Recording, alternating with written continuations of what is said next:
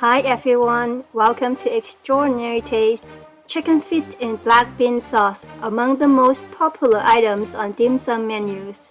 Their unique gelatinous and spongy texture is somewhat chewy yet tender, soaked in a rich, savory blend of sauces with fermented black bean and garlic.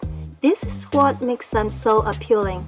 While they're incredibly delicious, the deep frying process can be daunting for many people. The moisture inside the chicken feet can cause a lot of oil splattering. Not to mention the cleanup involved.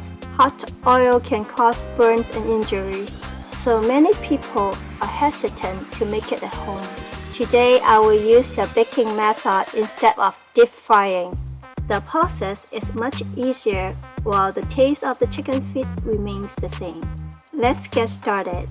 This recipe is very freezer friendly. The chicken feet can retain their favorite and appealing texture nicely after being reheated from freezing. You can prepare a large batch and freeze some afterward. I'm going to make 3 pounds all at once. These chicken feet are washed. Blanch them in boiling water for 5 minutes to remove any impurities. Leave the nails untrimmed for now. Cutting them now will create openings, allowing water inside the chicken feet to leak out, causing more splattering while deep frying or baking. I know they look ugly, but I promise I will trim them later. Soak them in cold water immediately to cool and firm up the skin after blanching. Gently rub and clean thoroughly. Prepare a bowl of maltose vinegar solution.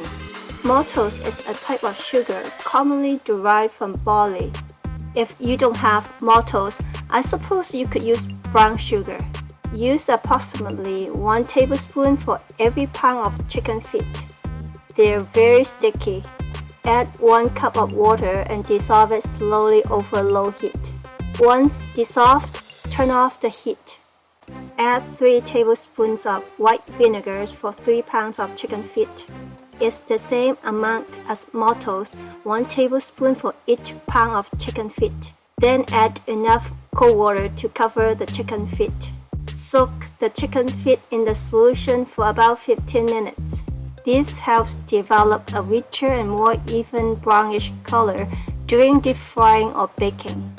Make sure there's enough water to fully submerge all the chicken feet. After 15 minutes, just drain out the solution. Don't rinse. Arrange them on a rack for air drying. Depending on your surrounding humidity, it takes at least 2 to 3 hours. If you like, use a fan to speed up the process. The drying process is done when they feel dry to the touch. Apply a layer of oil all over the chicken feet. Place them on the rack again to allow airflow and prevent the chicken from reabsorbing the liquid released during baking. Set the oven at 450 degrees Fahrenheit and bake for an hour. About halfway through, flip them over.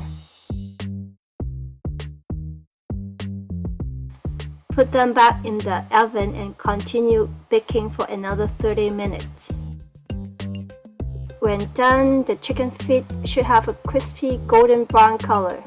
The skin may appear glossy and slightly darker in some areas, indicating a perfect crunchy texture. Soak them into an ice bath immediately. Sudden changes in temperature help puff up the skin, creating a spongy-like texture. Soak it for 2 to 3 hours and the skin will wrinkle up like this. Then we need to braise them to add some spice and saltiness to the chicken feet. These are the suggested spices. Feel free to add or remove any of them as you like.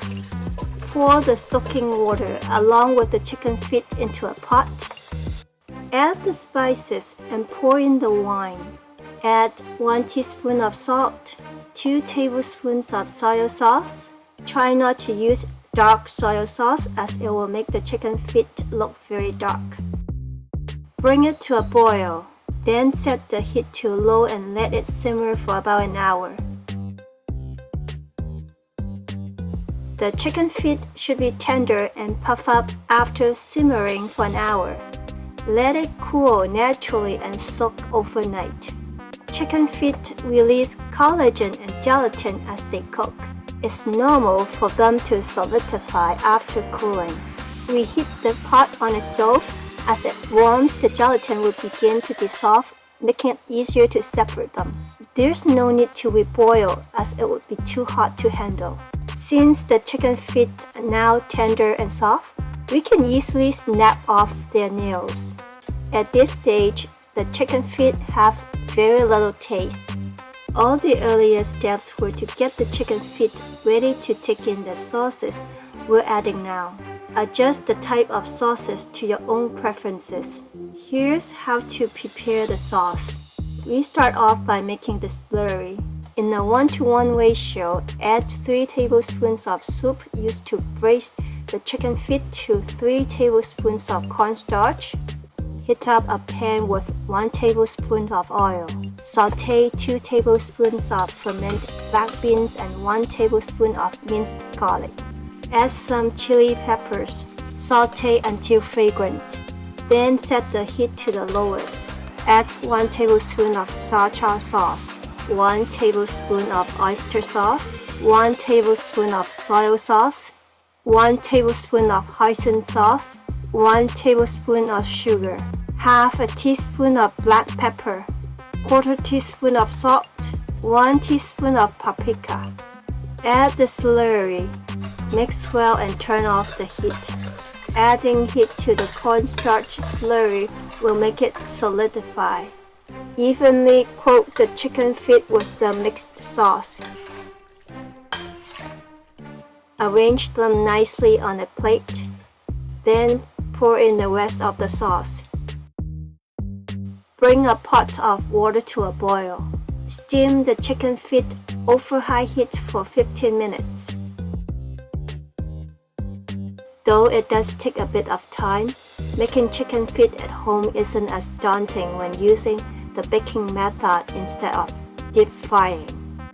Trust me, the unique flavor and texture you will get are absolutely worth it. They're incredibly delicious.